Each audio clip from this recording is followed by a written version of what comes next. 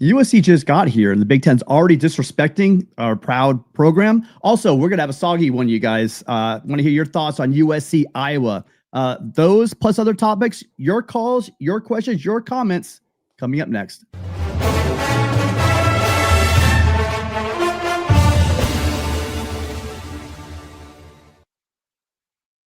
Well, welcome everybody to another Conquest Call-In Show, our weekly Wednesday show that's moved somewhat to Thursday now. We are working on that. Thank you guys so much for all being here. We are here for the next half hour to hour. All we ask you guys, if you're liking the show, go ahead and hit that like button. Subscribe if you're not already subscribed. But this is a live call-in show. Phone number's right up here. We're going to drop the StreamYard link as well. We're also taking questions and comments from the chat. Please be as interactive as possible. This is our gift to you guys, because let's face it, live shows aren't hitting like they used to anymore, but we do this because we want to build a community, talk to you guys, and I'm going to say it. I've said for years, this is my favorite show. Love talking to fans. 888-997-4539, 888-99 Riley.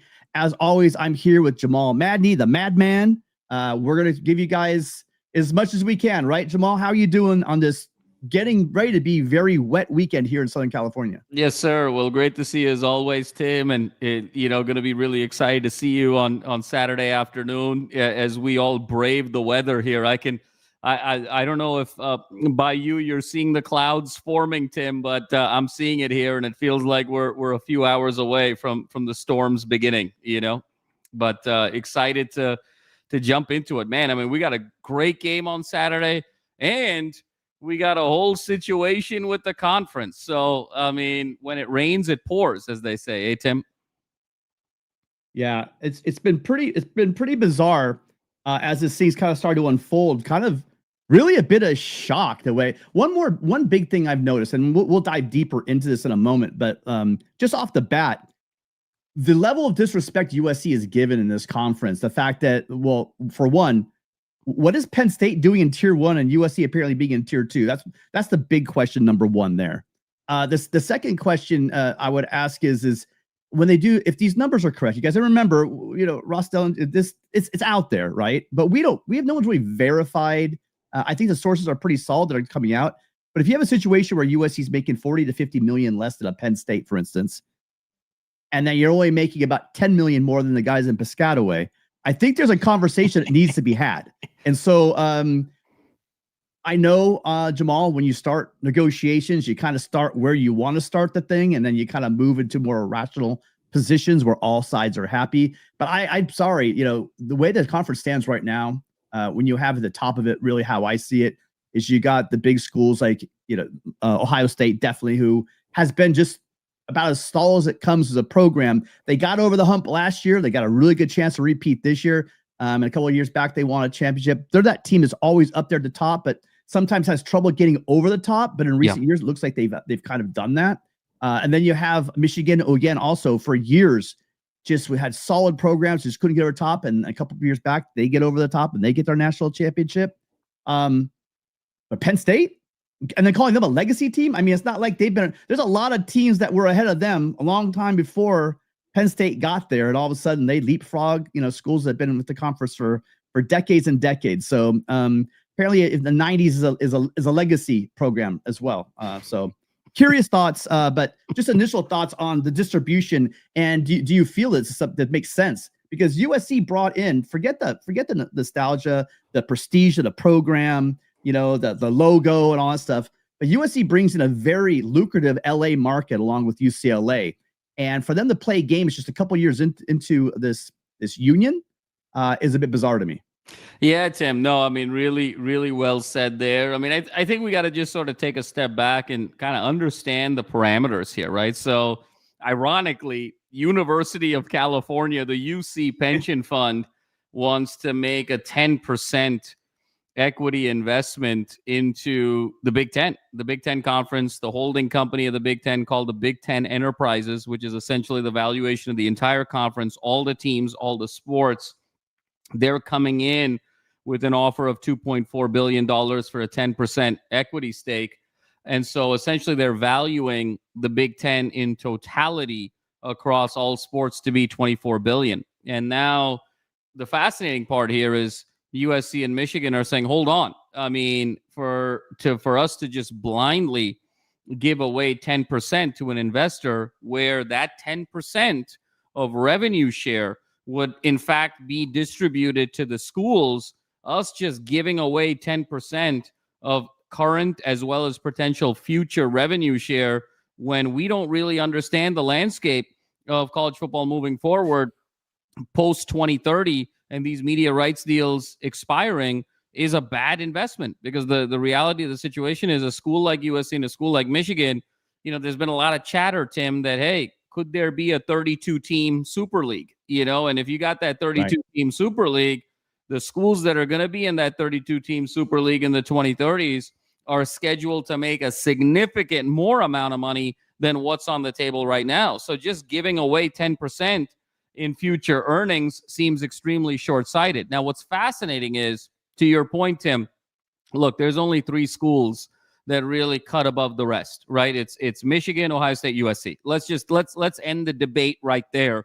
No Penn State, no Oregon, no Wisconsin, no disrespect, but look, these 3 schools are a cut above. What's fascinating to me is USC and Michigan, as expected, said, hey, look, we don't really need the union. We don't really need this quote unquote kind of socialist agreement, because naturally the other schools are going to want to unionize, because so many of them are struggling from a cash flow standpoint and a deficit standpoint as you get into this NIL era, where you have to do revenue share from your athletic department budget and you have to raise all these funds. So many of these schools are really struggling financially. And I think what's also interesting is that even Ohio State, even Oregon, that about 11 to 12% of their annual budget is actually going and paying off debt.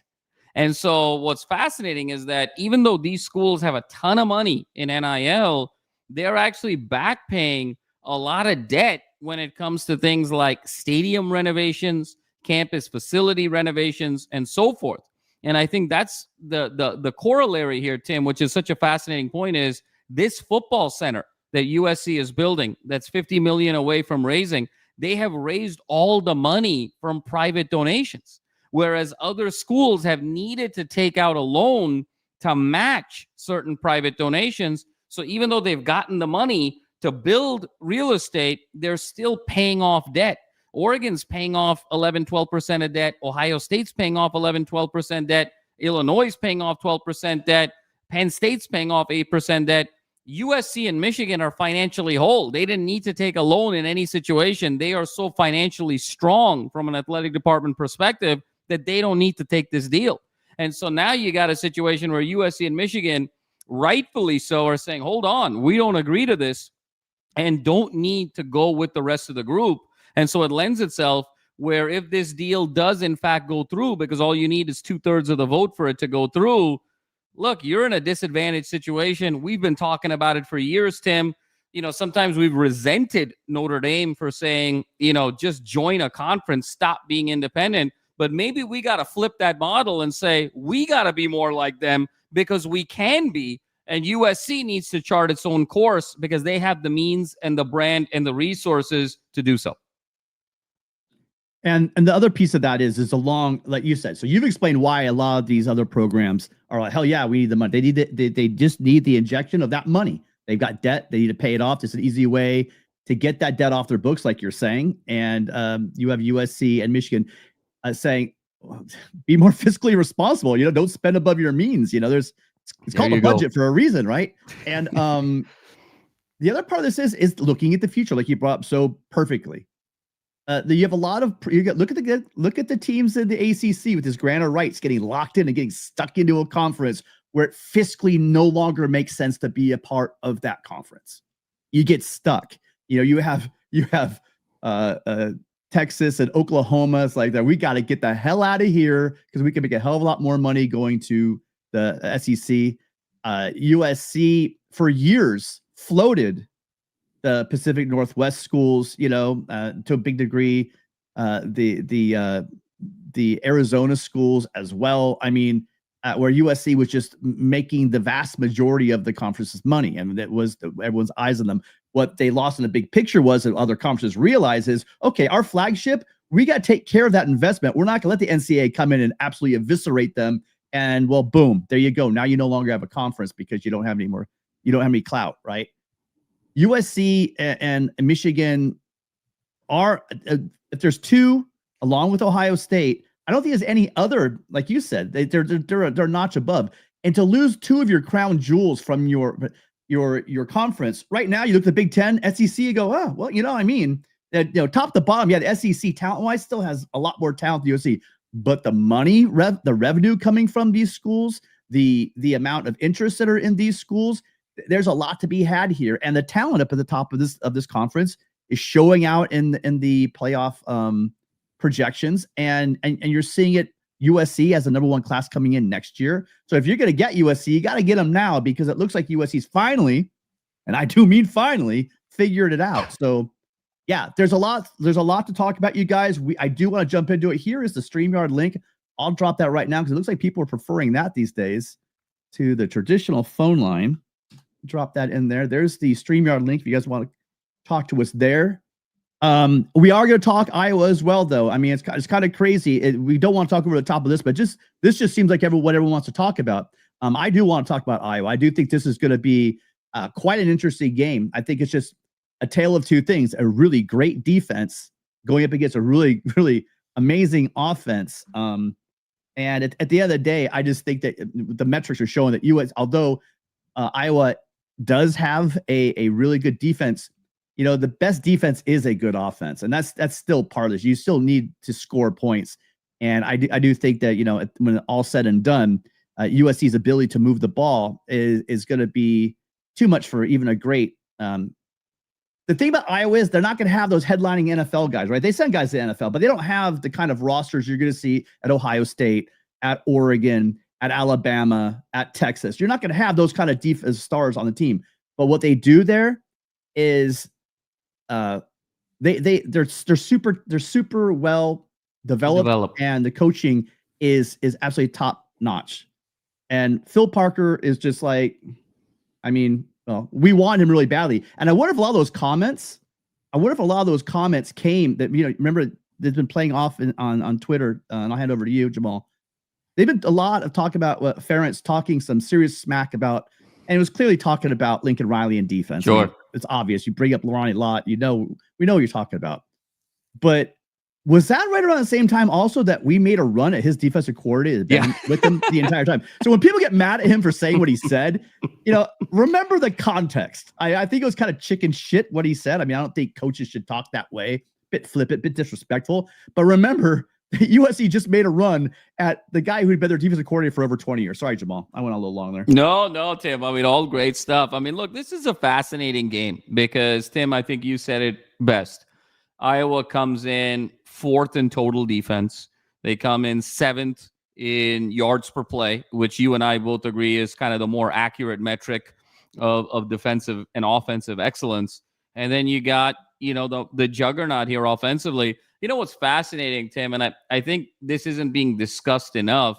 This is the first time that SC has an offense that's north of 300 yards passing and north of 200 yards rushing since 2005. I mean, since the iconic 2005 team. And so a lot of really exciting things going on offensively. Iowa, this game is going to come down to who's going to impose whose will, right? I mean, Iowa's a team that's going to want to run the ball 40, 45, 50 times a game. They're going to run with Moulton. They're going to run with Gronowski. It's going to be a lot of zone read. It's going to be a lot of power eye. They're going to sort of change the formation from a run perspective, but they're going to be very committed to the run game. They're going to play field position. They're going to punt a lot. They're going to sort of try and back USC in long fields. They're going to play time of possession. They're not going to penalize themselves. And this is going to be sort of a grind it out, slog it out 4-quarter game if Iowa has their way. SC on the other side, if you can get up 2 scores in this game, it's ball game, flat out. And so it's just who is going to be able to impose whose style, because as good as Iowa is, they are a fundamentally flawed team. They are unbelievably incomplete. They're very good at the things that they do in terms of defense, particularly in the front 7. Got a really good offensive line. They run the ball. For Gronowski, think about this, Tim. they're sitting at 6-3 right now in 9 games. Gronowski hasn't thrown for 200 yards in a single game I got it this in my notes. season. Yeah. And only twice in the 9 games this season has he gone north of 150. Think about that, Tim. Yeah. 7 of the 9 games, Gronowski has been south of 150 yards passing. So you're talking about an incredibly one-dimensional team here, incredibly incomplete team here. And I think the book on SC, Tim, as we realize this season, is you got to be multidimensional, right? You got to be able to have that run game. You got to be able to look pre-snap at the line, see where the backers are, what kind of box you have, and then you got to have some semblance of a passing game to keep those linebackers off balance and get those edges to lose gap contain. And that's the book on SC. The question is, does Iowa have enough of a passing game to be able to invoke that game plan? I don't believe so. And so I think this is going to be a situation where unless USC comes down a level, either with turnovers, with penalties, and with mental mistakes, then you're giving Iowa an opportunity. But if SC can play a relatively clean game, particularly at home, I have a hard time believing that at some point in this game, they're not going to have a 2-score lead, and the game is going to be played on SC's terms more than it's going to be played on Iowa's terms. Yeah. And that's why USC offense. Everyone's kind of agreeing with you. SC gets that, but this is not an offense that's made. And when I say this is Hawkeye offense, it's not made to score in chunks. Speaking of chunks, explosive plays.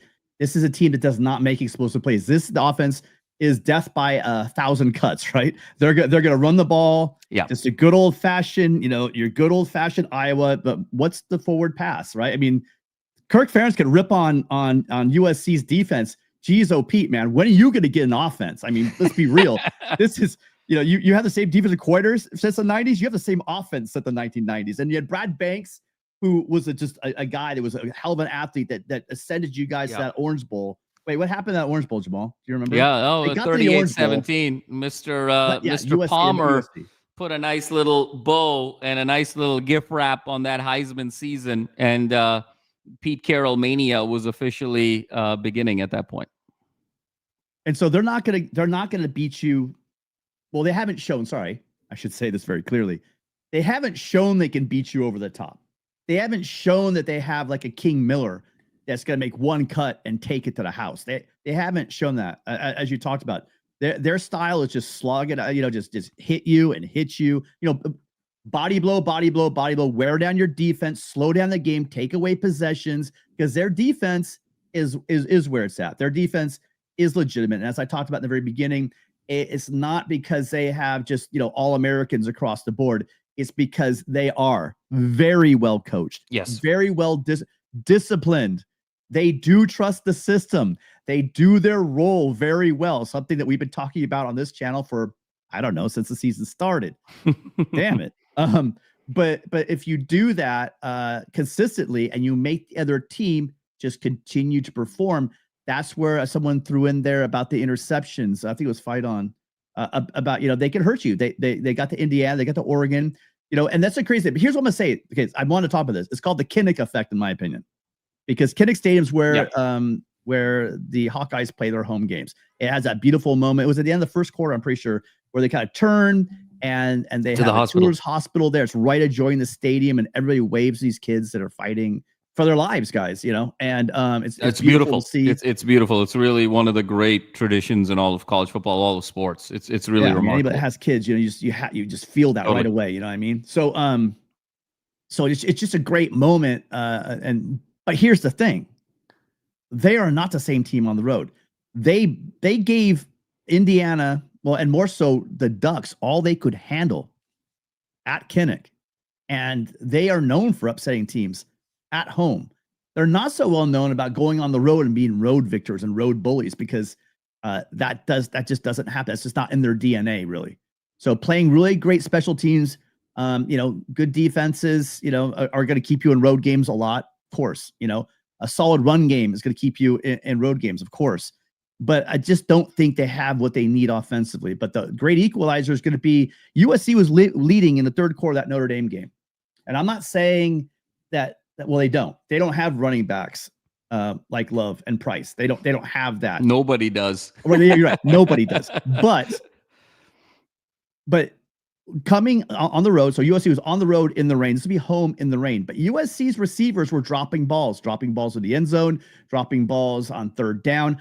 I want to assume the equipment managers had them with gloves that are, all weather gloves that are going to, be able to test the weather, and the rain. But my goodness, USC, this is a good defense. No dropping balls. If they're dropping balls on third quarter, on third down, this game's gonna go well into the fourth quarter. So, USC's got to play tight on, no errors. Jada Mayava is going to need to play a clean game because these guys, if he makes a mistake, we've seen a lot of defenses drop balls. You are not going to see this defense. This is a very opportunistic defense.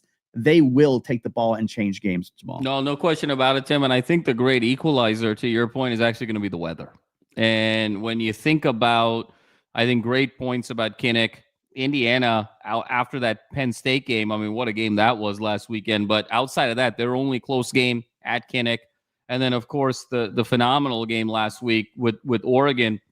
But I will say, as great as Iowa played, and they deserve all the credit in the world, that game against Oregon was tailor-made for Iowa. To your point, Tim, it was at home. The weather was awful. I mean, it was rain and wind. The game was played in a phone booth. Oregon was down 2 or 3 of their top receivers and was pretty limited in terms of throwing the ball, so they had to run as well. Like, it was set up perfectly for this to be an Iowa type of game. And that's what we got, was an absolutely phenomenal game and a phenomenal ending there. So to me, Tim, to your point, Mayava's going to have to be clean. But, that weather becomes a bit of an equalizer. And more than the rain, I'm concerned about wind or not. Because if it's not windy, I still feel really good about us being in the rain against this Iowa team.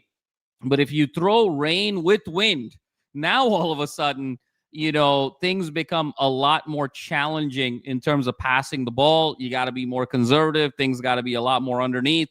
Now the game is being played in this sort of 10-yard radius. It becomes sort of a phone booth game. And when you're in a phone booth game, anything can happen, and that's where Iowa wants to be. So I think the windiness and the windy conditions, if they're there, that is being accompanied by the rain, I think is going to be a significant factor in this particular game, Tim, to your point. However, if it's still sort of an open game and just rainy, you still got to like SC's chances here in this game, just given the limitations with Iowa offensively. Look, Iowa's had a great year, 6-3, but they haven't yet beat a ranked team. They've beaten some teams here, even in terms of their conference wins, Penn State, Wisconsin, teams that are kind of going in the wrong direction right now. So as great as they are, yet to have won a ranked game this season, as great as they've played in some of these tougher games, we talked about, south of 150 yards passing per game. And as great as Gronowski has been running the ball, now you got to take sacks into account as well. He's only at 3.8 yards per carry, and the sacks factor in there. So again, this is a 3 yards in a cloud of dust team, Tim. This is sort of 70s, 80s, 90s Big Ten football here. We're going to see Saturday afternoon at the one and only Coliseum. There's going to be wind, 10 to 15 mile an hour gusts southeast. So that becomes the equalizer more so than anything that USC does or not does. That becomes, to me, the great equalizer because, Tim, that's what leads to drop passes. That's what leads to interceptions. That's what leads to fumbles. That's what leads to not, sort of having a firm grip on the ball. So that's where this thing becomes a slog. And Mayava in particular, a guy who really values a couple of things. One is, his connection with Mekhi Lemon, and the other is kind of the timing of that seam route, right? And some of our listeners were even speaking to it, whether it's with the tight end up the middle or, having Lemon kind of find that soft spot in a zone on the back end. He loves the seam. And we talked about this, Tim, a couple of weeks ago against Notre Dame. The weather takes that seam pass away first and foremost because it impacts your visibility. And what's the other thing you need on these seam passes? You need touch. And in a rainy condition, windy condition, the touch is the first thing that goes away. You don't have the same feel to sort of drop a ball in in between the backers and the safeties. And so that's going to be the thing to watch. How much does Lincoln Riley explore the passing game early and then realize, hey, he's either got something in terms of a more reduced playbook from a passing game standpoint, or he's got to really sort of grind this out with the run and some safe throws. I would expect this game, Tim, Jaden Mayava runs the ball a lot as well. I think we're going to see a lot of zone read, a lot more keepers. We saw it against Nebraska, really for the first time in a consistent way all season. I think this is that game where Mayava, perhaps 10 plus runs accompanied with, what we got going on with King Miller and others. That's the piece, right, that we've been wanting to see. And we don't need Jaden to be Kyler Murray. We don't need him to be a Caleb Williams. We just need those tough 3rd and 6, pick up the first down. Yep. Look, run. You know what I mean? I think it's gonna be that kind of game. I think Jaden can do it. I think that Jaden's ready to do that. So I agree with you. Look for that, because I think that the windows are gonna be tighter. We talked about discipline. I don't know how many people are gonna bring, but they're gonna sit back, I think, and try to make us pick them apart, take all the deep ball away, which the weather, as you said, and the wind is going to help them. So that's going to shrink the field even more, Jamal. So there's going to be tighter windows for him to throw into.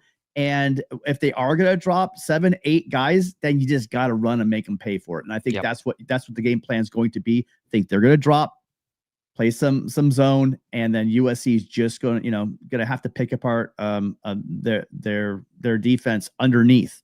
And I think you're right. I think it's required Jaden getting it done with his legs, and I think he's ready to do it. And I think that takes some of the load off of King Miller. We have the young guys.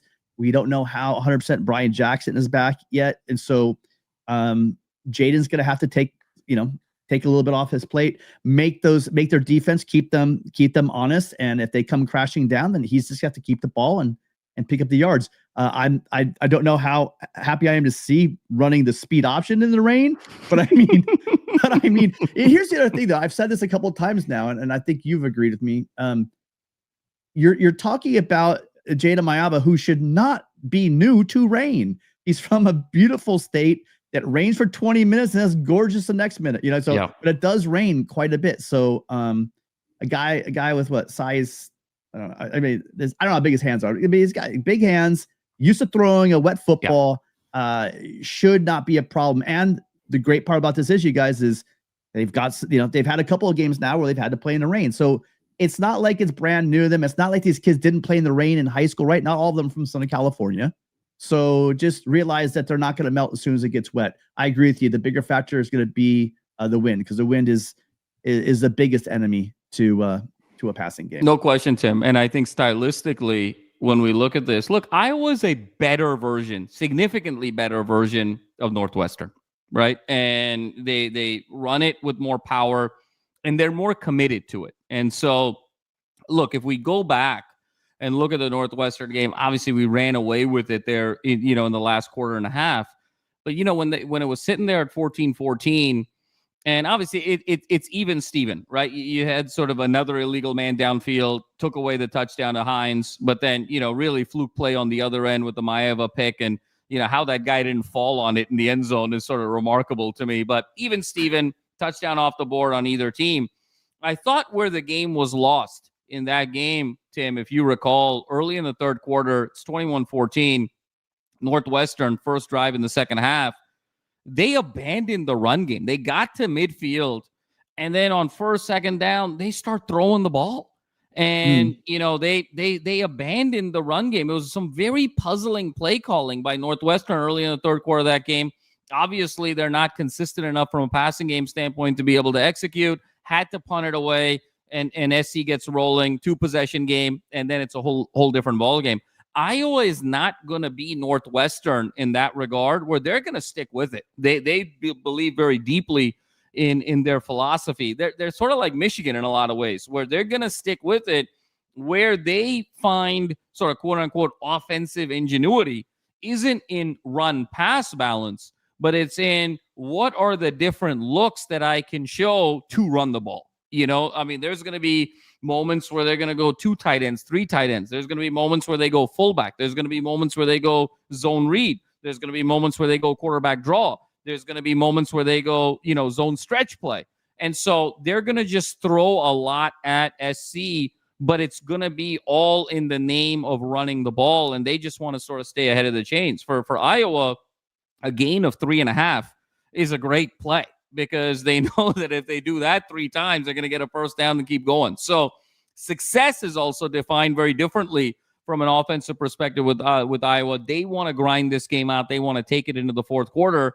And I think Lincoln Riley's willingness to grind with Iowa, I think, is going to be sort of a fascinating subplot here, Tim, because if you notice, historically in the Riley tenure and even this year, when the going gets tough a little bit, particularly in the second half, he dips into his trick play back, for better or for worse. And I think that in this particular game would be a recipe for disaster given the conditions. And so I'm looking for Lincoln Riley to also kind of stand in the center of the ring and box and say, look, okay, you guys want to grind? We can grind too. Yeah. We're not going to bail and cave and try and change the rhythm of the game with a trick play, because I think Iowa's going to want to bait SC into doing that given the conditions and kind of take their chances, similar to what we saw against Notre Dame.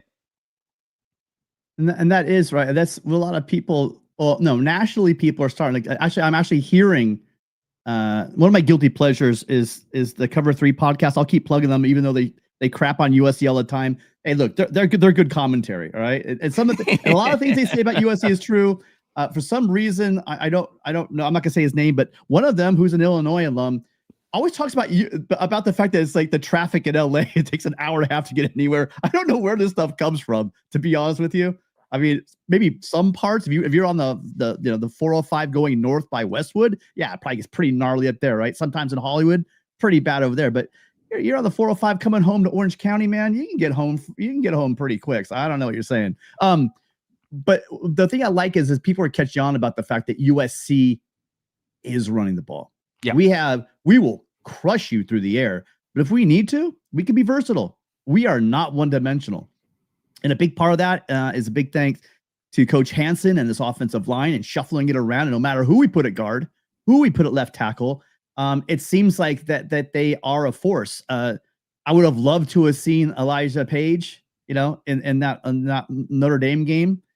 I mean, ifs and buts. I know, I get it, but I mean that was That's a big one. Difference. Huge in one. That. I don't think people really realize how much that line being kind of chopped at the knees when you lose your left tackle. When you lose an NFL left tackle, how much different it makes your team just on a play-to-play basis. So USC, getting back to your point. Yeah, they're going to run the ball. I think SC is going to run the ball. I think you said it. I think that the rain, the weather, and their defense is going to force USC to run. That's got to be everyone's game plan. Parker's going to be doing that. You just know that's what the plan's going to be. And I want to see him try, because this, like you said, the USC is for the first time in how many years has it been?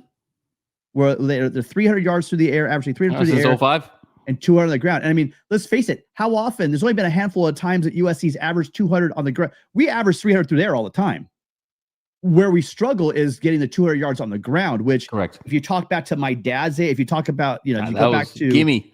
Right, with McKay and the Robinson years, shoot, you're talking about they're running. You had Marcus Allen set that record for most consecutive 200-yard rushing games. You had Charles White, who was like, just give me, before there was Keyshawn Johnson, just give me a damn ball. I'm going to run it 35 times. I mean, there was that kind of offense. But USC, it's kind of gone away, starting with maybe Kiffin. When Kiffin got here, and then Sark and with Helton, and a little bit with Lincoln, we haven't been known for that massive running game. Even we have a guy like Rojo running back there going wild. We've had some great, by the way, and during that stretch, we've had some amazing running backs. It's just they never committed to run. Lincoln Riley is committing to run. Everyone was calling for it, and he's been doing it. So this would be a good. This is going to be something, Jamal. This is going to be USC. Because the Big Ten really is proud of their run defenses and how that and they've been always cracked on USC and softness and the West Coast. What a great opportunity it is for USC to prove that they can run this ball on this Iowa defense. No question, Tim. And if you think about kind of the national conversation, and I know you and I don't really pay too much attention to that because they're too far removed from the day-to-day realities of the team. This is an attitude game. And everyone's saying, look, the big question with SC in the Riley era is we get it. We know that you can put points up. This is a Lincoln Riley team, but, can you get the stops when you need to, and can you grind it out when you need to? And this is a perfect litmus test against your classic, traditional Big Ten style of play, classic, traditional Big Ten weather kind of game. This is a statement opportunity for Lincoln Riley and company come 12:30 on Saturday, and we just can't wait for it. And I think it's set up very nicely for SC to come out on top. I think it's going to be a slog, but I just love the Trojans' chances in this game, and I think it's going to be so much of it's going to come down to the how, right, Tim? I mean, it's going to be how they play and just stylistically, because I think we want to be in a position where we go strength on strength. I think I would sort of walk away with something lost if we didn't pound the ball, and really just sort of emphatically let the rest of the conference and the rest of the country know, look, we can run the ball with anybody in the country and with the best of them. And so I think it's a statement game. I think it's an attitude game. I'm stunned. I saw it with one of the viewers. I am too, that this isn't sort of the CBS game of the week. We have, two teams that combined 6 and 12 playing each other on CBS at 12:30. And so this game has had to be moved to the Big Ten network. I mean, I'm stunned by it, but nevertheless, this is going to be a big game for SC and a statement opportunity, certainly. I'm not ready to sort of call it a game at the level of a Notre Dame game, at the level of what next week would be at Oregon. To me, those are like the big games. This is more of a medium-ish, high medium kind of game.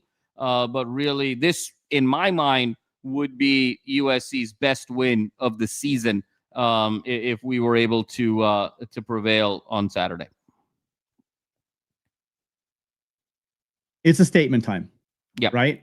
And we've been saying, we knew it since Notre Dame, that USC is now in playoff mode. You win or you go home. You win or you go home. You're not, 3 losses is not going to get you into the playoffs. Nope. This USC fan base is not going to care about anything short of the playoffs. I don't think this team or this coaching staff expects anything less than the playoffs. So this is one more chance to stylistically change who you are, or better yet, no, show that you are what you are. You're a versatile offense. We can beat you. We can beat you through the air. We will crush you through the air. You want to take away the pass, and we're going to pound you on the ground. And we can do it both ways. I'd feel better if we had the, if we had Eli back and Waymo back. That would be nice, along with the pieces we have. That would be great. But I still think that they could absolutely get this done with the offensive line, and like you talked about with Mayava taking over and moving the ball himself. You guys are the quietest group I've ever met my entire life. We've been on live now here for getting close to a little over a half hour now, and I have not seen a single call come through. 888-997-4539. If you're an Iowa fan, love to hear from you guys. Come talk about your team. If you're a Big Ten fan, you want to support the craziness that you guys think you're going to kick out Michigan and USC and then have anywhere near the television contract you're enjoying right now. I got news for you. That's not going to happen. If you want to talk about USC and you want to, by the way, someone's talking about Kiffin. Just really quickly, let's do this because I love Kiffin. I've always loved Kiffin. Yeah. Guy's great. Guy single-handedly navigated those sanctions better than anyone could ever imagine. I still believe, Tim, it was the single shot. biggest mistake of the last 20 years was letting Kiffin go. I believe that emphatically. Can you imagine what the last 15 years would have been like? Are we getting natties? I think we do get one somewhere in there, right? But at the very least, we don't go through what we've gone through. I mean, I've said it before. I've heard people kind of say it as well.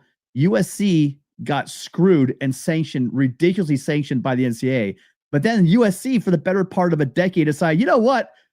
We'll do you one better. We're going to sanction ourselves so bad that we're going to be the laughing stock of the Pac-12. So, and that's what we did. We have a brave caller coming on in here. Thank you so much, sir. What's your name? Where are you calling from? Caller, we got you. You there?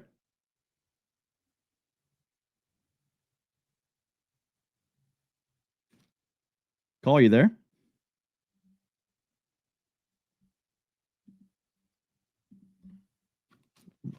I think our caller got stage fright. Well, we got an old friend here, Tim. You know, in the queue. We do have. Let's see one more time. We got someone right here calling in. Let's see. Hold on a second. I can give me 1 second. We could call. Try it one more time. I checked the phone line just a minute before. Give us 5 seconds. Hold on, and we'll get to our call in the stream 1 second. Let me just try one more time here. Should be working. All right. If you want to try calling back, we'll get to you as soon as we get past this next call. Hello, caller. We know who you are. LV, welcome back again to the Conquest Call-In Show. How are you, sir? What's going on, boys? Fight on from the East Coast. Jamal, Madman, great to see you. Great content as always, Madman. And Tim, you know you're my guys. Great to see you guys.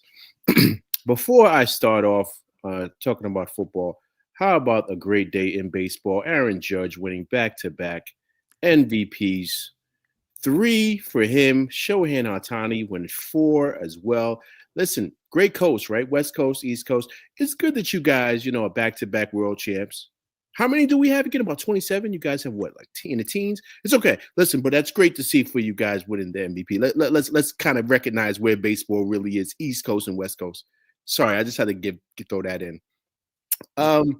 Hey guys, I know it's going to be rainy in sunny South California this weekend, but I think that I don't know why people keep on thinking that that's going to benefit Iowa. I think that hurts them. And the reason why I say that is because the last thing they want is to be dealing with a lot of these guys in space that are very twitchy guys. A guy like a Tanuk Hines, a guy like, of course, Micaiah Lemon, right? You know, these guys in the open field, they're really dangerous. So those are the things that I think you wouldn't want, especially a guy like King Miller running downhill with the grass being what it is. You know, if you guys saw, I'm sure you heard, Iowa doesn't play too well on the grass, right? They're pretty much better on turf. So that's something to kind of look at too.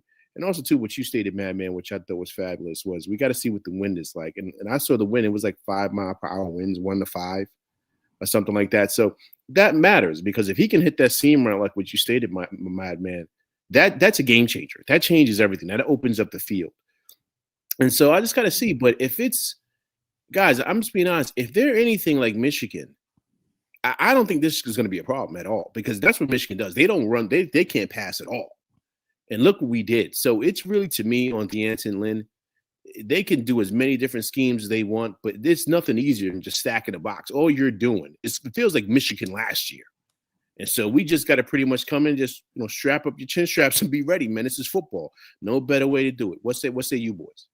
No, LV, I think spot on. And, obviously it's a great rivalry in baseball. No question about it now with Judge and Ohtani. It feels like the Dodgers of the 2020s are the Yankees of the late 90s. You know, it's starting to feel that way a little bit. So hopefully it's Yankees and Dodgers in the World Series next year. And hopefully you come out, man, and we can watch a game together. And that would be so fabulous. But great points.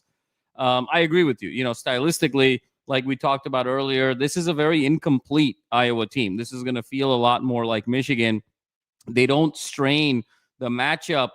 Their offensive style isn't exploiting necessarily the USC defensive weaknesses in the way that Notre Dame did, in the way that Illinois did, in the way that Oregon will attempt to do. Those are the 3 sort of tough matchups for SC this year, given the composition of this defense.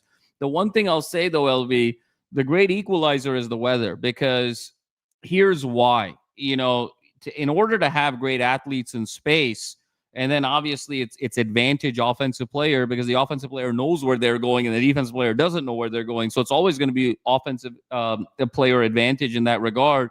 But with this weather, can you really plant? Can you really cut?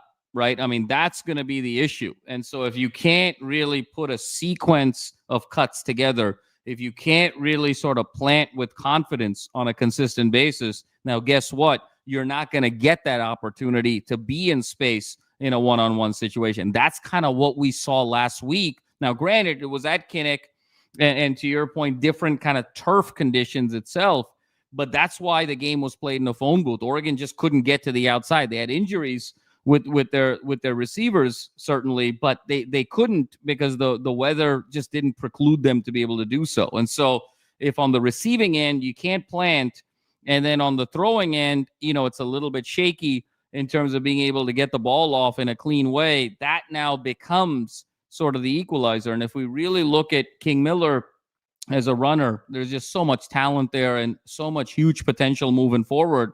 But the lateral vision for King is still the next element, I think, of his game. He's still kind of a one cut and go back. And, he likes to kind of go on that stretch, find the cut, and then explode, or he's going to be straight downhill. In a game like this, with the weather situation, you're also sort of packing the box. Visibility is going to be a little bit more challenging. It's going to be tough to find those holes in the same way. So that's why, to me, the weather narrows this down. I agree with you. If this was a clean weather game and it was the same weather conditions that SC had against Michigan, I think it would be the same result as SC had against Michigan, to your point. But to me, those are the reasons why I think the weather is sort of advantage Iowa more so than the weather is advantage SC. Listen, that's a great point. I mean, I totally agree with you in that matter. I mean, I think also too, I think my biggest issue is just the whole thing of, because the weather has changed, Jamal, that means that this is totally going to be an Iowa game. Like, and I don't agree with that. And the reason why I don't agree with that is just because of the layers in which we can score. Agreed, the weather's going to be a certain way, but you still have to respect the pass. That's the difference here. Like with the Michigan game, even last year, and I have to state to that because that's the first thing I could think of when I'm thinking of Iowa, is what Michigan gave us last year in the Big House. If you can do that, it makes it so much easier for your defense, because now, not saying the corners go to sleep, but they don't really have to worry about anything. If you're on the edge, what I was always taught, and I've taught guys, RBC, right? Reverse bootleg counter. That's the only thing on the edge you should be worried for. Right. If that doesn't happen, then you just stay at home. The same thing for the corners. That's what they should be doing. It makes the game so much more easier. Totally. Now, when you get into an offense like in Illinois, like in Ohio State, now it's danger zone because you don't know where it's coming from. So to me, I think that's where we give them issues, because they're still going to have to respect Lemon and Lane, and you throw in a Tanuk Hines, and of course Lyons. It's a lot of weapons out there. Unlike Oregon, everyone was hurt. Gary Bryant Jr. went down, DeCorian Moore went down. Right. And then it's also something for us to pay attention to, because if we win today, I don't know how healthy Moore is going to be for next week, and Gary Bryant Jr. for next week. So that's something we should pay attention to as well. So if they don't have their weapons, Iowa's going to scheme for that during the game, because they realize, okay, we can kind of cheat here. Sure. And also too, Jamal, I'm sure they play a quarters. So that changes everything for us, because we do have our weapons. And then that they're going to have to play honest. I don't care what the weather is, because you can't take a risk with those outside guys getting loose. And then also too, I want to hear what your viewpoint is on what you think Deontay Lynn's going to run. Are we going to run a 5 front? Are we going to run maybe an old school 4-4 front? Like, what do you think he's going to run? Because you gotta really stay at home here. This is a patient game. You can't be over pursuing. You can't do any of that. What say you, sir? No, that's a great point, LB. And I think that everything you said was spot on. That last point is the critical one for me, because the one area in terms of Iowa's offensive system that could give SC defensively trouble, again, it's not going to be that run pass variety where you're countering the numbers that you have in the box. You're putting corners in compromising situations, and you're confusing the linebackers in space based on pre-snap reads. Here, to me, the question is going to be sort of an inner discipline for that defensive front in particular, because like we talked about earlier, LV, a 3.5-yard play is a successful play for Iowa, because they know if they run that 2 more times, they're going to get a first down and keep going. And so to me, it's not necessarily going to be we got to worry about things on the back end. RBC spot on. You should be a coach, frankly.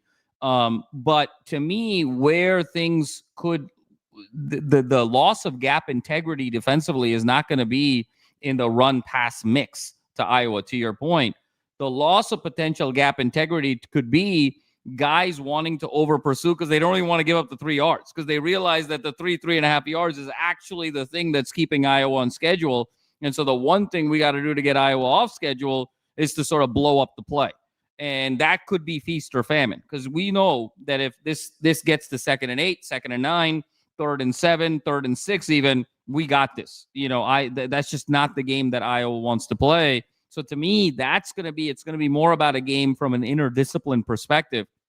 I think Lynn is absolutely going to stack the box in this game, to your point. I don't know if he's going to come at it as directly as a 4-4 because I think that Iowa can sort of scheme for that a little bit with extra tight ends, fullback, and just, try and find a single gap crease and just sort of kind of move the pile, if you will. But I think Lynn is definitely going to show 7 in the box consistently. And then where that 8th man comes, I think is where he's going to sort of play the chess game with Iowa offensively. Is it going to be, from the safety spots? Is it going to be maybe, some corner blitzes? Is it going to be, you show linebacker pressure, you drop back, and then you bring the safeties up? I think he's going to play around with how he's going to get kind of an 8-man front, if you will, an 8-man box. But I think he's going to show 7, and then it's going to be kind of the game of chicken and the egg. Yeah, that's why I mentioned the 4-4 because if you look at it, that's where you can drop down Kamari Ramsey down. Exactly. He can play that other linebacker next to Jaden Walker, of course, Stevens, and of course Grant Gentry, right? So that's what I was thinking about, because that's old school football. They don't do that anymore, but that's something that they can really do to where he can drop down and be the rover. Last before I get out of here, what do you guys think of the possibility? Is it look like Killian O'Connor is going to start? Because that's when our run game was at the best. When he was playing center. I love General Reed. I love what he brought, but I just think he's kind of still green as far as the system goes. It seems like things were clicking on all cylinders when Killian O'Connor was running that center spot. Now you have Page back. Now we can have a full line that we had against Michigan where we were really, really, really rocking. And also, too, I think this could be, guys, in some ways, too, a Brian Jackson game. We can see him kind of emerge here. Like you said, 4 yards in a cloud of dust. That's something we can possibly use, and that could possibly benefit us this Saturday. Listen, guys, I think we go. I think we win this game, and I think it's going to be a hell of a fight next week in Oregon and Eugene. But I think we win this one. Listen, boys, great show as always. Madman, you are my guy. We will definitely link up because quietly, guys, I'm looking into some homes in Santa Clarita, man. So there we go. Fantastic. Kind of, lovely area. So that's something that we can definitely do down the line. All right. So listen, boys, great job as always. Tim, you're my guy. Fight on from the East Coast, boys. Take care. Fight on, LV. Great show. Great call as always. Good stuff. We have I'm glad to see Jimmy here because he was fighting through, but we have another call before that. Got Ben calling in here. Ben, how you doing? Nice. Hey guys, can you hear me? From? We got you loud and clear. Where are you from? Yeah, so I'm from LA originally, but I retired out of the Army this year, and so I'm in Missouri now. I live here. Well, thank you for your service. First We're of all, after Veterans Day. Great time to call. Thank you for calling in, sir. Oh, thank you guys. Appreciate it. So I wanted to talk about 2 different things, maybe 3. I'll try to keep it short though. Number 1, how do you guys feel honestly about the weather? I think SC might not have as big of a challenge as most people think. And the reason for that being is they at least have that experience under their belt, from the Notre Dame game, the environment, the hostility and everything played a big factor as well in the breakdown of communication. But I think it also brought Lincoln Riley down to earth a little bit with some of those, quote unquote cute plays that he was trying to run, right? So I think he'll restrain himself from trying to do anything like that. So I don't really think that SC will have as big of a problem as most people want to make it out to be. How do you guys feel about that? Yeah, we've talked about the weather. I mean, let's face it. I think that Jamal made it the biggest point is that like the rain. I think it's going to be all right. If you throw the rain plus that wind in there's going to be some issues. I think we feel strong enough in our run game that will be heavily run and I'm stealing all of Jamal's stuff. And he said that it's probably going to be Jaden is going to take that. And I agree with him, take that role. And we're going to see Jaden doing what he's done the last couple of weeks and getting those tough yards. And I think that should take a little bit of the pressure off of the running backs. At least keep the defense, at least keep them honest. And we don't need him to pick up huge chunks, but that's not the thing with Iowa. We just got to be able to trade. We don't want 3 and outs is what we don't want, because what they want to do is they want their defense to get 3 and outs on USC. And then those body blows that you're going to feel later in the game. They don't make big plays. They just move the ball on you, and hoping to keep it close like they've done against the Ducks and against Indiana, and hopefully pull out a win. What I did say also is both those games were at Kinnick.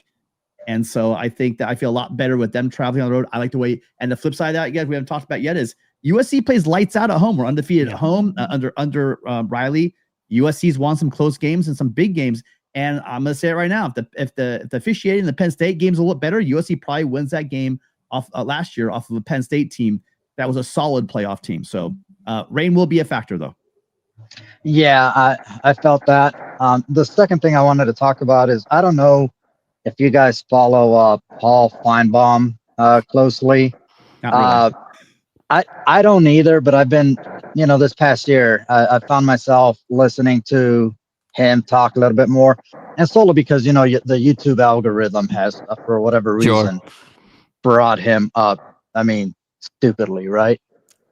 So his last comments about USC, right, killing the Pac-12, and now having the challenges that they're facing and possibly going independent because of the whole deal about the Big 12 signing that contract that they want to sign. I know that's more political than anything, but how do you guys, what do you make of that? What do you guys think is ultimately going to happen? Do you see USC potentially going independent, breaking away from the big, still early? Yeah, no, it's a great question. Obviously this sort of financial, equity position with the University of California Pension Fund has triggered a lot of conversation, like we talked about earlier. I think that SC has had the opportunity to go independent for several decades now. And I think for a sense of collegiality, they haven't. I mean, even the reality of the situation is, even the move to the Big Ten, the Big Ten was really targeting SC. SC is the one who brought kind of UCLA along to the table. I mean, it was sort of a sense of kind of collegiality, sort of in terms of kind of the city rivalry and whatnot. So in a lot of ways, SC has sort of acted in such good faith over the years and over the decades. Because being a part of a conference is kind of what makes college football special. It's what builds the rivalries and kind of a path to a conference title, and then ultimately to bigger things is sort of how organically this sport was built. I will say I would be surprised if SC went independent this quickly in the Big Ten tenure. I think they're probably going to just sort of assume the vote's going to go through. They're going to fuss about it. Michigan's going to fuss about it, but they'll be like, you know what? At the end of the day, the entire board of college football gets reset in 2030. And so, frankly, all of these policies and these equity positions are all up in the air when these media rights deals all expire in 2030. And I think at that point, we're going to sort of explore, are we down to a Big Two conferences, in which case it would be advantageous for SC to stay in one of the Big Two conferences? Are we going to stay in a 4 type situation, Power 4? Is it going to become Power 3? Or are we going to go into kind of more of an NFL model where it's going to be a 32-team Super League, and the schools that are all in on football are going to be one division, and the other 100 Division I schools are going to be in another division, in which case how you think about media rights and contracts is going to be fundamentally different. So I think for the next 5 years, SC is going to, they're going to make some noise right now, but I think they're going to stay in the conference. And then I think in 2030, depending on how it plays out, is when you make your big decision.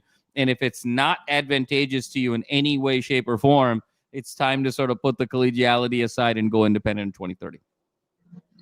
You know Yeah. what's crazy, man? It is in hearing all the national pundits. That made the most sense. That's why So we pay. That's why we pay Jamal the big bucks, Ben. We thanks. bring in we bring you the best experts on it. By the way, he's gonna be humble. You guys, hold on. He's gonna be humble. But this man next to me holds degrees from the 3 best universities in the state. So, I'm gonna tell you, we got a smart guy here. So I that was awesome. Again to USC. I came in through the back door. This guy probably was on scholarship. Like I said, that was literally the best explanation I've heard. So thank you for that. And lastly, before I let the next guy take over, who do you guys see as having the best breakout game against Iowa? Breakout. So you got to define breakout for me. Is it somebody that has not done like a receiver doesn't have 100 yards, or a back that has less than 75? What are we talking here? No, just someone who do you think is going to make the biggest difference in the game? That's going to be like one of the key things to the victory. Is it going to be an MVP? Who's going to be the MVP? Correct. Okay, got you. Because a lot of the guys that are going to step up in this game have already stepped up before, so I think we're kind of running out of those guys. Jamal, who's your MVP? I think it's going to be. In order to win. I think it is a great question, and thank you very much for the kind words. Too kind, frankly, but that's a tough question because all the stars have kind of broken out. I think this is going to be a Stevens game. I think this is going to be Stevens. It's a linebacker game. The way Iowa plays, and I think this is going to be a big game where we're reminded of Stevens's his year last year, and I think it's going to be the perfect time for him to build momentum down the stretch and into next year. I'm going with another linebacker. I'm going to go with Eric Gentry, one of those, like the game he had against Michigan. If we could get the best way to stop a run play is to stop before it gets started. And I just thought EG is one of those guys that just gets in the backfield because if you get these guys behind schedule, if you get them, if you drop them, they're looking at 2nd and 12. They're not designed to catch that up. So if we can stop them for no gain or in the backfield, I think that's the way to go. And then obviously on offense, Jaden can't make mistakes, and like Jamal said, he's got to win with those legs. Ben, you said Missouri. My son right now is finishing up base. He's graduating from basic in December. Couldn't be prouder of him. He's going to be an airborne medic, and he's trying. Wow. He's going to try out for Ranger School. So that's awesome, man. I was airborne. Yeah, I was airborne and master demolition. So that's a good career field. Again, you should be proud. Awesome. All right, man. Well, hey, guys. Thank you guys for the opportunity. I hope you guys have a great night, and fight on, guys. Fight on. You as well. Thank you so much. I hope you call back in. That was all around great call. Excellent call. Great questions, you guys. This is what this show's all about. You guys bring good questions. We'll have Jamal give good answers. I'll get back and try to fix the phones. All right. Appreciate you, Ben.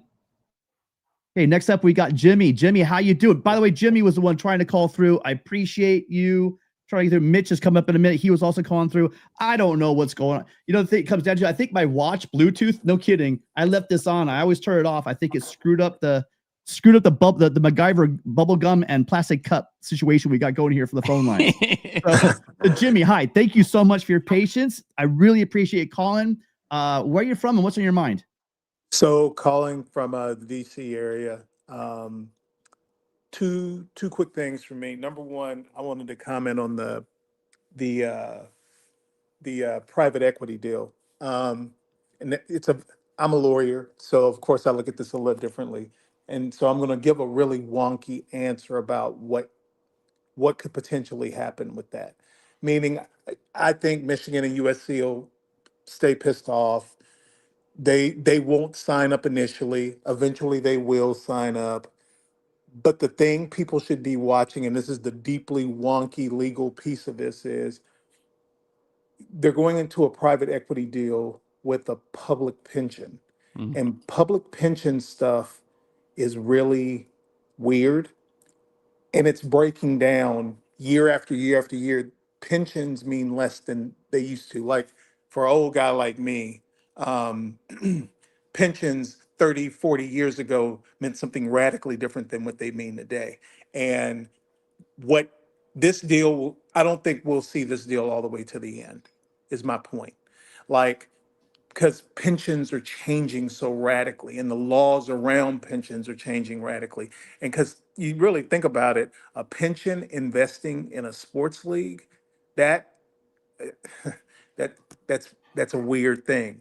I mean, beyond the weirdness of how USC and Michigan folks feel about this, it's just a weird thing that a pension would get into something as speculative as TV rights and things like that. So, moral of the story is, I just don't think this deal goes the distance. So, this may all be for nothing in the long run. So, that's just something everybody should keep their eyes on. And again, deeply wonky and way in the weeds, but as I've watched this whole thing kind of play itself out, at least on this front end, I just found, as a lawyer, I find that odd that like what state bound pension comes up with such a weird thing like this, and I just don't think it'll make it to the end. So that's just something for people to watch and to think about. I don't think we get to this independent thing, and I'm with you, Madman. Like, we could have gone independent a long time ago. There's a lot of reasons not to do that, and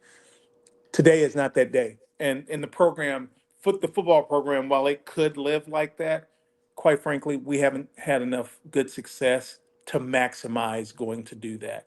If this were 3 years from now and we made the playoffs 3 years in a row, and maybe we even made the national championship, win or lose, okay, you're riding high. Your brand is at its highest peak. Maybe you could pull that off. We're not there right now though. So that's point one. My bigger thing I want to talk about is, I do want to talk about the defense, but slightly different problem with the defense for me, and that is, and this is just a general philosophical thing, and that is, it's interesting when you watch coaches do something that doesn't work, and they keep coming back to the thing that doesn't work, almost like, oh, I know this thing will work. It's just my players aren't doing something, or that, yeah, they did something we just didn't scheme for, whatever. I like Nanton Lynn. I think his father was a good coach. I think he's a good coach. It's in his DNA. Every week there seems to be something. Even when they win, there's something, and it just makes, I don't know what it is. You don't change the scheme, because obviously we've heavily invested in the scheme. You don't go change that mid-season, but I just always feel like each week we're missing something. And I don't know what that something is. In the beginning of the season, it was the secondary was god awful. So in order to protect the secondary, we've become pretty god awful against the run, uh, minus the Michigan game.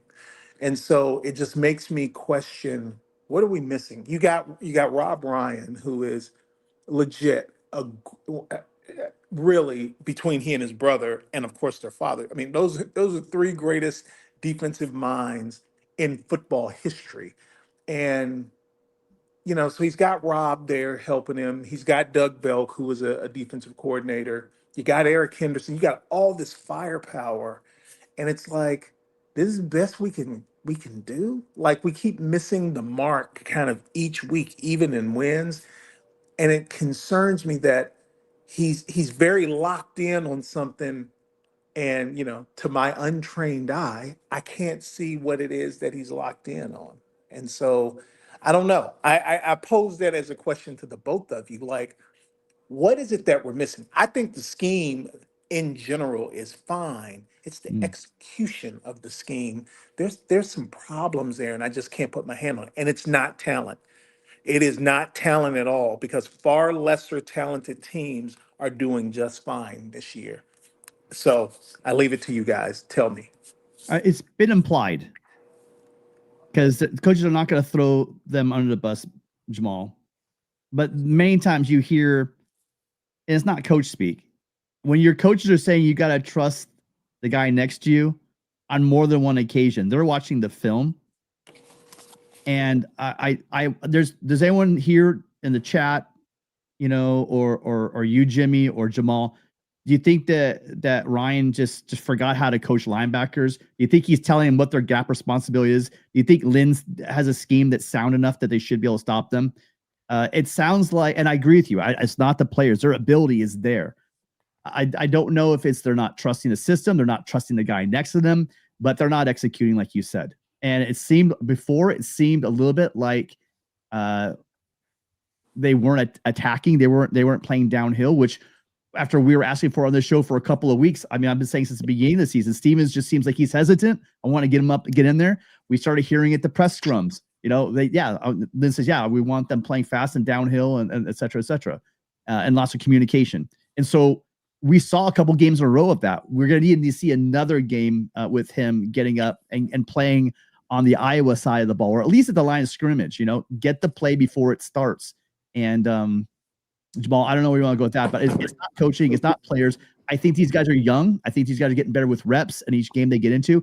But at some point, we got to stop saying Stevens is young because he's almost has a year of experience now. So, I'd love to hear your thoughts on that, Jamal. No, I mean, Jimmy, first of all, two great insights. I mean, quickly on your first one, I think you said it so well with that lawyer lens. I mean, what a interesting world we live in today, where something as stable as a pension fund that should be sort of investing in mutual funds or bonds is taking a 10% equity position in a sports network. It's just sort of the wild times that we live in. And I agree with everything you said, because it really comes down to 2030 is sort of that inflection point. And that's when the board resets, as we talked about earlier, but really, really great insights from a legal perspective. Defensively, I think you said it really well. I think Tim did as well. I think it's a couple of things. I think number one, Lynn has alluded to the youth. Now, how much of a reason that is, I think, can be argued, because to Tim's point, we're now, headed into game 9, game 10 of the season. And so, these guys have now a season essentially under their belt, at least, of prime time, big time college football. So that youth excuse is sort of waning away a bit. The second is, and we talked about this a couple of weeks ago with Ryan, phenomenal coach, but it's different coaching college versus the NFL. You have to sort of coach them a little bit differently. And the fact that he's been in the NFL for the better part of the last 3 decades, there's a relatability element. There's a way of communicating information. There's a way of kind of engaging players that is different than the NFL. And so I think we're seeing a little bit of kind of a learning curve for Ryan on that journey to be kind of a more effective college communicator and coach. And I think the third element, Jimmy, to your point, is the whole Lynn scheme is predicated on having a very versatile kind of queen piece on the chessboard in your front seven. And you need to be able to have a guy that you can move around on both edges, that can play, that you can sort of line him up even as a backer. He can play either edge, that you can sort of move around with versatility, because then you can bring pressure from different places. And then on the back end, you have more of a zone shell concept where you're always sort of +1 on the back end and it feels like everyone's there. And that's kind of what he had 2 years ago at UCLA with Leatu Latu. And Latu was the first defensive player taken that year in the NFL draft, 15th pick overall. Really, really hard. Even from an SC perspective, and Tim, you can correct me if I'm wrong, you got to go back 10 years. The last time SC had a defensive player go top 15 in the draft was Leonard Williams. The top 15 guys defensively just don't grow on trees.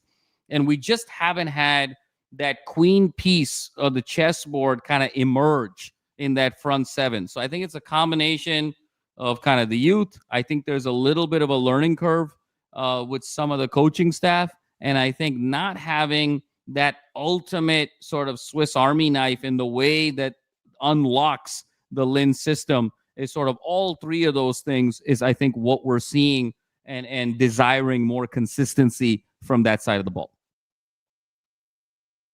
And someone, Jeff Rodriguez brought up a good point, and I've heard a couple people say this now. There's a lot of NFL staff on this college team, and whereas coaches, like teaching is all about getting that person, your learner, where they are, approaching them where they are in this process. And there might be something to that there's maybe a disconnect. His first time coming back to college in a number of years. that there is a lot of NFL, coaching aspects to this defensive staff. So there may be something to that as well. I'm sure, but at the end of the day, remember, it's not just Ryan. There's staff members as well that are there coaching the position. So, I think that might have something to do with it, but not, I think, as big a piece as I think many people might want to add to that, because again, you're not a great coach. You're going to be more flexible is what I'm trying to say. I think that he does know the fundamentals. It's not like he doesn't know the fundamentals. He knows the fundamentals of playing a linebacker. He knows his system. He and Lynn are friends. I mean, there's a reason why he's here, partially because of the relationship with Lynn. So, I mean, it's schematically and fundamentals, they're being taught this. I'm saying, I think it's the young players having a hard time just playing fast. They always tell players to play fast. If you get it wrong, get it wrong. Last thing you want to do is be hesitant on defense. If you're a corner, they're past you. If you're a linebacker, you're not going to get that run fit, right? So you have to play downhill. You got to play fast. And I'd like to see, if he's going to make mistakes, I want to see him make mistakes at full speed. I just do. So that's my 2 cents on it. Jimmy, did we lose Jimmy? Hang on. Sorry, Jimmy. No problem. All fair points. Here's the kind of final thing I'll say. I think that the whole "you don't forget coaching" thing, it's interesting. When they hire coaches, I heard Andy Staples talk about some weird thing about how they should change buyouts, and it's like, right, no one ever hires anybody thinking, oh, they're going to fail, right? And the reality is, yeah, nobody forgets how to coach, and it makes you question, how do you get to where you get with your coaching staff? And there are a lot of great guys on the defensive side, and there are a lot of factors, right? You have injuries that play into it. Your offense impacts your defense, right? Our offense could at any moment pop a 70-yarder on someone. And one of the things that's always been held out about the air raid is that the air raid has always been the biggest pain in the butt to any defense, because it's such a fast moving offense. And even though we don't run a pure air raid offense, we run a high octane offense that many times doesn't help the defense, because you're on the field a lot. And when you're on the field a lot and you're a challenged defense, that's a little bit of a problem. So I'll be interested to see how they handle this week, because they're playing against a very slow, sloggy offense that draws out great teams. I mean, think about how many times Iowa over the years has played an Ohio State, a Michigan, and literally pulled them into the gutter, and it turns into a 20-18, 20-17 kind of game. So I just hope we do our best. I'll leave you all with this. I'm class of 95. It's our 30th anniversary homecoming this weekend. I was supposed to be there for the game. Unfortunately, I'm not going to be able to make it. So to all the class of 95ers who are going to the game and who are listening, fight on. Oh, fantastic, Jimmy, and congratulations. That's a huge milestone year, and let's hope the Trojans deliver a victory for you and your class. Yep, that would be great. Thanks, guys. Good job, Jimmy. I'm 01 and 13. What are you, Jamal? 06. 06. Good year. God. 006. Yeah. Yeah. I got to graduate when Pete Carroll was just showing up. There you go. All right. Thank you, Jimmy. Appreciate it. We got Mitchell waiting for a long time. Mitchell, he like Jimmy suffered through me not able to turn my Bluetooth off on my watch. Okay. But he is here now. Mitchell, thank you so much for joining us, sir. Where are How you from guys again, doing? Mitchell? You're from Jersey, right? You're right. From New York, actually. New York. Originally. How you doing, Jamal, Tim? And congratulations on your son. Thank you for his service. My brother did a ranger school. Oh, what he describes, I want a hotel, but that's just me. I wish they would go back to the regular conferences, Pac-12. I mean, and that, then fill them out with new guys. Take from the Mountain West. Let's give them Rutgers, because this whole thing doesn't make any sense, time-wise and geography. strange. I'm hoping our defensive lineman. I think Crawford and I would say Stewart have good chance, a good possibility of being first round picks. So I hope the whole line doesn't let them run the ball that much, and we hold the ball because we do have two good running backs. I hope Jackson's healthy. We can hold the ball ourselves, and we have two good tight ends and two wide receivers, and I hope we can win like 40-20. Ooh. And one more thing, what's this thing I hear about UCLA wants to get out? I mean, who really runs the show over there with these colleges? I mean, they built them a stadium. If anyone should get a new stadium, it should be USC. They should play this game at the SFI. That's indoors, right? It's a dome. It's a dome stadium. Could that be a possibility? Mitchell, I gotta stop you now. We're talking about two of the most hallowed churches of the religion known as college football. That you're not gonna find many. Maybe you got Notre Dame Stadium, you got the Big House.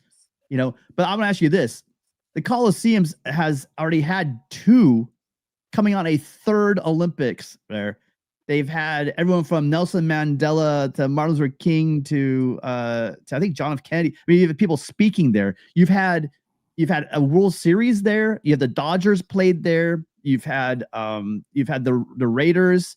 The Rams. The Rams.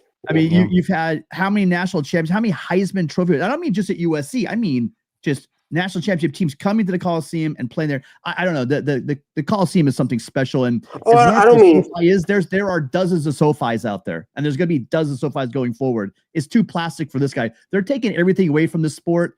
If UCLA moves out, I think I heard him propose this. Someone said if they do move out of the Rose Bowl, at least the USC UCLA game should be played there. But I'm saying, listen, is it going to be a big sign on the door saying no Bruins allowed if they get out of this lease? So, but it's just going to be a shame if they do. But I get it. I mean, I don't want USC. They want something different.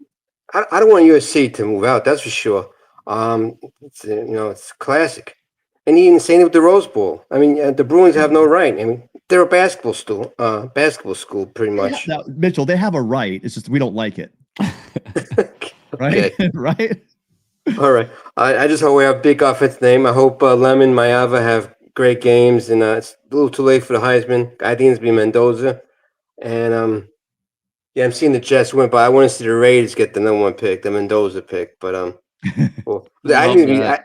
think there's gonna be 7 quarterbacks taking the first round. Wow. Anyway, you guys have a nice night. Thanks for taking my call, and God bless you all. And enjoy the game and fight on. Fight on, Mitchell. Great call. And Thanks, completely agree with Mitchell. I think I don't know if it's going to be 40-20 in terms of, this is going to be a low possession game. And both teams, I think, are going to be chewing a fair amount of clock here. But, again, running the ball is the key. And, yeah, Tim, I know we haven't talked about it. It's the other team. But, there's a lot that's going into this Rose Bowl or SoFi. I am not a fan of it in any way, shape, or form. I think you and I are purists and traditionalists, and UCLA going to SoFi is just, it's bad for LA college football. It's bad for college football. Yeah. It's bad for LA. It's bad for UCLA. I mean, no one wins in this regard. It'll actually be a very interesting dynamic, though, that of the 4 LA football teams, SC is going to be the only team now that doesn't play at SoFi. So it's actually going to, I think, make the SC game experience that much more unique moving forward. And what's going to happen to? I mean, I'm just looking down the road. I mean, because the LAFC and the Galaxy have their own stadiums. I mean, what's going to happen to the Rose Bowl? I mean, so that's another thing you got to think. That's a historic landmark, and I'm sure they're still going to have the Rose Bowl game, but I mean, at some point, if there's no one really paying the rent there, it's going to be kind of hard to keep the lights on. That's just a chapter that's, college football, you guys, is changing, and it's crazy because think about the past, think about the past 10 years-ish, and then think about the 90 years before that, how much this game has changed. And it really has to do with just like what happened to baseball, Major League Baseball. It really just comes down to money. And when you let people get in with money, get their hands all over this thing, they don't care about the sport. They just want to make as much money as possible. And it really looks like that's the way that college football is going right now. Like I remember, Jamal, when we wanted the BCS, we're like, oh, just the and one, you know, or maybe or a play-in game. We were just asking for one more freaking game. You know what they're saying? Oh, no. That's too much for the student athlete. There's no way we could play that extra game, you know? Why not have like the Big Four bowls play, you know, the BCS bowls play and then have it add one? That's what should have happened. Totally. Couldn't agree with you more, Tim. And grab, but yeah, it's a huge money grab. And, you know, I'll tell you, I mean, being an LA resident, you are as well, of course. I mean, it is a pain to get to the Rose Bowl, no question about it. But once you're there, I mean, it is just such a beautiful place to tailgate and watch a game. I mean, the San Gabriel Mountains and the golf course with the tailgating. And sunset? Oh, my God. And that sunset. I mean, there's nothing like it. No. And you've kind of, everything sort of melts away in terms of your journey to get there once you're there. It's absolutely iconic. And Tim, I think you said it best. I mean, think about the last 10 years. Think about this year, Tim, and the last couple of years. The conversations we're having here. I mean, USC no longer plays a weekender. We're talking about ending the USC Notre Dame rivalry. We're talking about the elimination of the Rose Bowl, Tim. I mean, what are we talking about? Leaving a conference for the second time in 3 years. I mean, think of you didn't bring up revenue sharing. We're talking not even revenue sharing. I mean, what is happening to sort of our beloved sport? And obviously you and I are always going to love it, but man, it is pieces of my soul are being, you know, sort of taken down with every one of these types of moves and these types of conversations, because it's, you know, when you go to the Coliseum and you see, you know, all the Rose Bowl years kind of stacked up on the luxury box. I mean, how weird would it be if the Rose Bowl didn't even exist? I mean, that's just the most bizarre thing in the world. So I just can't believe we're here, Tim, and having these types of existential conversations. Well, listen, before we're not getting out of here right this second, but really before we do think about getting out of here, I want to hear from you guys two things. I want to hear Wednesday or Thursday. Okay, you guys are our loyal diehard fans. You 70 out there right now. What do you guys want? Put in the chat right now. Thursdays or Wednesdays, number one. And then number two, I got to hear you guys' scores. I've heard a couple scores. Mine's 27-17 Trojans. And I think that 17, that's a late ad. I think USC it's rough in the first half, but like USC does in the second half, I think they figure it out. I do believe in the adjustments they're going to make. And I think this offense is too one-dimensional to be able to survive those adjustments that Lynn's going to make at halftime. So I think the 3 points in the second, I don't know, it's 3 points, but it's going to continue into the second half. I think that tough sledding for that offense, that one-dimensional offense, is going to get that much tougher once USC gets into the second half. So I'm going to go with 27-17 Trojans.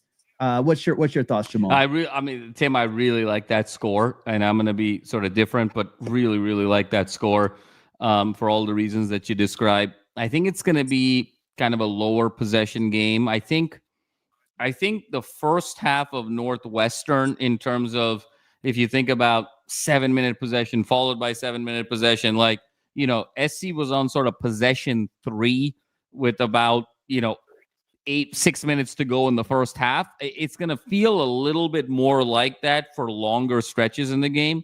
And I think as a result of that, I like SC 2 scores, double-digit win, 24-13.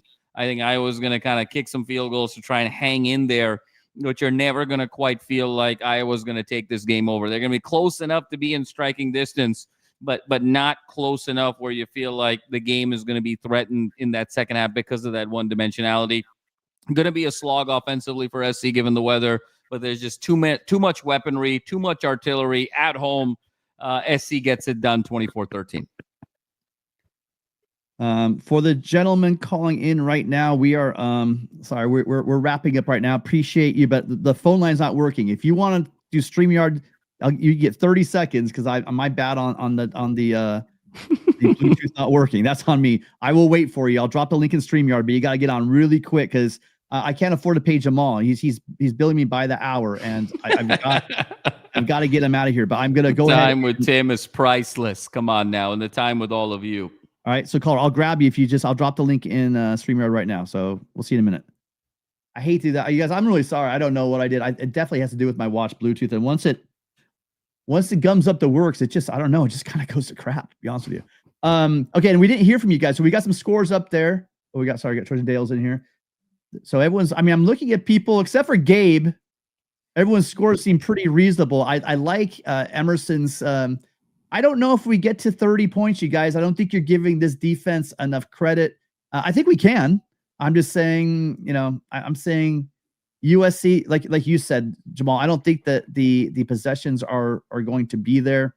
I'd love to get there. Let's put it this way.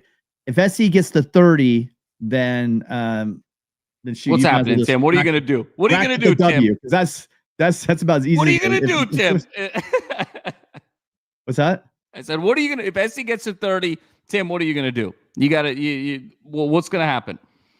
What's the bet? I don't know. Chat, what should I do? I've got no idea. I don't ask Gabe because I'm not doing whatever he says. Gabe says I'm not going to do. How about this? If SC crosses 30, the first caller of the next show gets to decide. You know, Tim has to do a dare. How about that?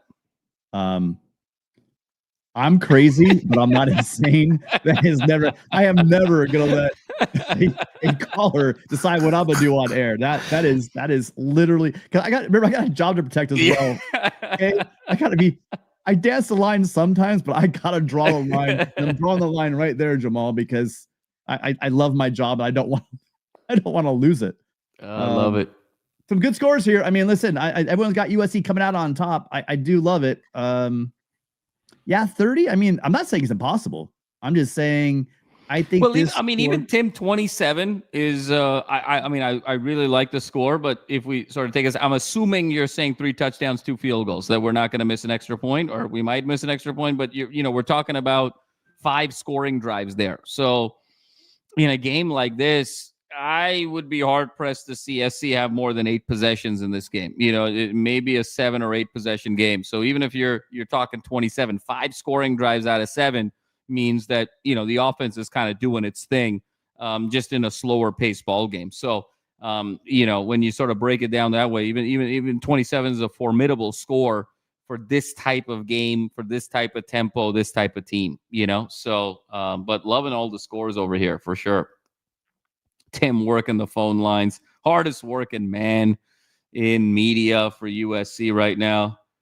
Look, we got the USC call center over here. Tim's working IT for us. So here we go. Listen, my point is I got this guy. He's trying to call in. I do mean it. I appreciate every single call, and I don't ever want to cut you guys short. You guys call into this show. I'm going to give you all the respect you deserve, and I'm not shaving my hair. I like my hair. I don't want to lose my hair. I'm going to keep my hair. What about the beard? How about the beard? What about the beard? Well, guys, so those of you guys that don't know, I'm a special education teacher, and I have students with autism. And one thing, if you know anyone with autism, is they don't like change. If I rolled up and I had my beard off, we'd be talking from now until Christmas about my beard. So I can't do that either. So off the table.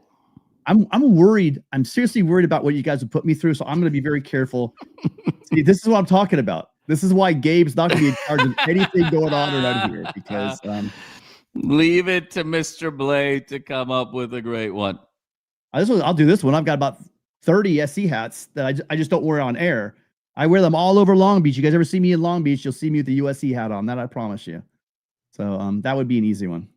But last chance to get your scores in here. And the gentleman who called me, we're getting out of here in a minute. Listen, if you guys have been here for an hour and a half, like we have, there's 74 of you guys out there still here. By the way, thank you for support. Absolutely. One more step you could take. It's free. We're here for an hour and a half, whatever we're going to be here for. All we ask for is you support the show by hitting that like button. But thank you guys all for being here. 24-12, I like that one. 21-17. That's going to be a nail biter. You guys, we do not want this thing going to the fourth quarter in the rain. I'm just telling you that right now. Ask Oregon fan, ask Hoosier fan how they felt late in that game. So just be careful. Right on, fight on their close game. All right. I think we're gonna get out of here. The gentleman, I'm sorry. I dropped the link. I don't think you're making it here. Oh, wait, hang on.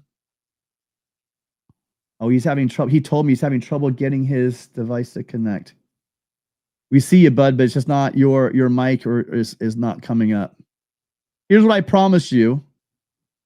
Oh, Wednesday or Thursday, guys. Last chance to get that vote in too. Wednesday or Thursday. What do you guys want the shows going forward?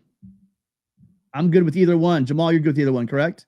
Yes, sir. 7 o'clock's not going to change. 6:37 is not going to change, but got one for Thursday from Dale. Okay, Dale wins. Thursdays it is. Let's hear from someone else. 1-0. Appreciate you guys all being here. I was serious. The one thing I was serious about for the last 5 minutes, besides the beards and all that stuff, is thank you guys for being here. Please do hit that like button on the way out of here. USC is going to find their way. I think this is a big flex by the Big Ten. It's just, Jamal, I can't see them cutting their own, slicing their nose off to spite their face in order to get this thing done. Michigan and USC are just, like you said, just financial positions. They don't want to give away those futures for things that they don't need. I think they're going to dig their heels in, and I think that the Big Ten's going to have to think about that next media deal. And I don't know why anyone wants to get locked into a conference for 20 years when the game is changing, as Jamal just said, in the past year, how much has changed. What's going to be like in 2046? Do we really want to play that kind of game? I think it's a bit ignorant. I think it's a cash grab by schools that just can't get their crap together, and they want to level the playing field, which makes me wonder, what the heck is Ohio State doing? Someone said Ohio State has leveraged some money, and like you were saying, I think Jamal, you were also saying about 10%. So, I mean, we're not in that position. I don't think they could force USC into it. It'll be interesting to see. Big game. Hawkeye fans, you're out there. Thank you guys for being here. Always respect the Hawkeyes. Great fans. Thank you guys for being here. Jamal, final words. We are going to get out of here. Let's get those final scores in too. No, Tim, just another great one in the books. Excited to see you Saturday, and hopefully excited to see some of our viewers out there. Dress warm if you're going to be at the game. It's going to be a slog fest, and fight on, and let's get this dub and get ready for Oregon next week. Awesome. All right, guys. Thank you, guys. Appreciate you all being here. I have a star. What do we have? Oh, we'll leave it with this one. I think it's probably the best way they can say it. They want to play that game. Like I said, by the way, I do respect and love the Big Ten. If we were going to join a conference, it was going to be the Big Ten. But if this is the big way the Big Ten wants to play it, then I completely agree with Brian. They can go stuff it, because we're USC. We are a brand that can't say that. So fight on, you guys. We will see you guys all next Wednesday, Thursday. Leave it in the comments, Wednesday or Thursday. When do you guys want to see us? All right. I can only find how to get out of here.